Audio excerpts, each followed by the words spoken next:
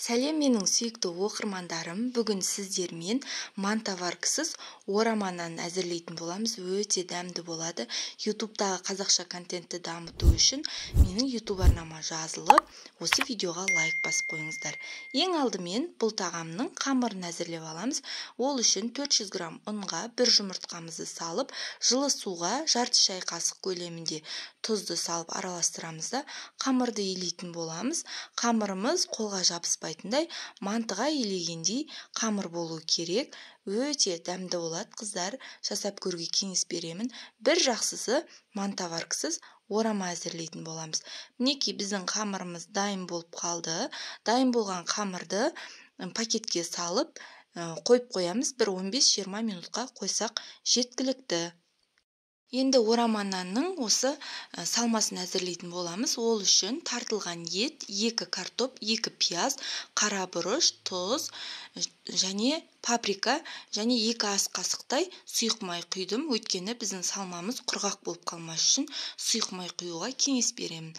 Мінекей, енді қамырда осылай арасында бір басып аламыз. Тағы да осылай ұзынша етіп жасап аламыз да пакетке салып қойып қоямыз.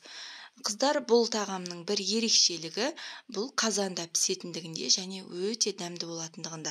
Енді зажаркасын дайындап аламыз. Ол үшін қызанақ, тәтті бұрыш, пияз керек. Осы көкөністерді ұсақтап 4 бұрышты етіп турап алсаңыздар өте жақсы болады және дәмді болады. Мінекей, тәтті бұрышты ұсақтап турап алдым. Енді пиязды да солай ұсақ етіп турап алам және қызанақты да турап алам.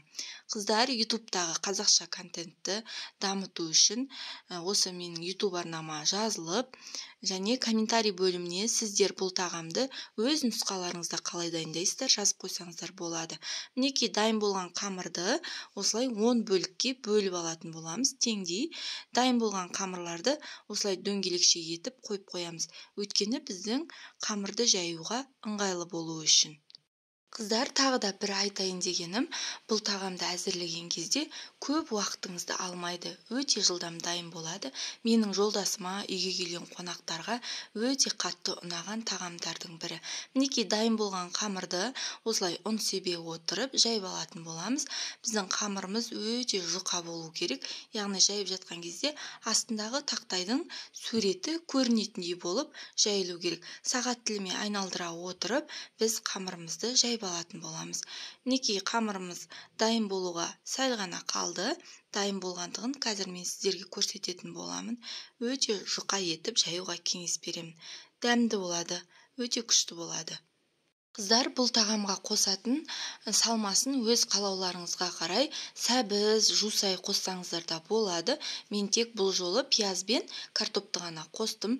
Мінекей, дайын болды. Енді осылай жайылған әрбір қамырға 2 ас қасықтан салып, осылай жиек-жиегіне дейін жеткізіп, жайып шығатын боламыз. Осылай орналастырып аламыз да оқтауымызды қойып, орап, одан кейін 2 жағынан қысып, орама жасайтын боламыз. Мінекей, өте қарапайым, өте оңай, әрі дәмді болатын кешкі астың бірі. Мінекей, осылайынан жасап алатын боламыз.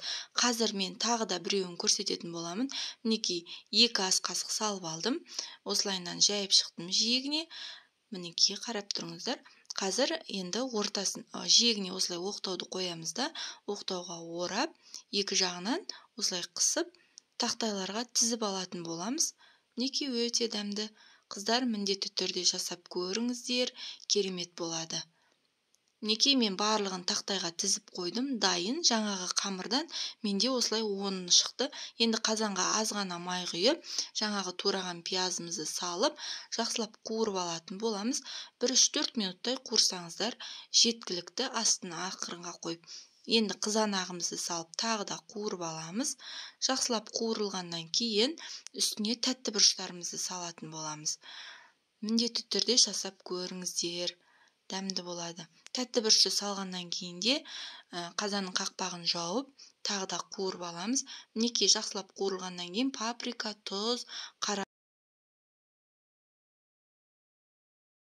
Мінекей, қуырылды. Қуырылып болғаннан кейін 2 кружкадай су құятын боламыз. Мінекей, жақсылап қайнатамыз. Осылай қатты қайнағаннан кейін бетіне дайын болып тұрған орамаларымызды салып қоямыз.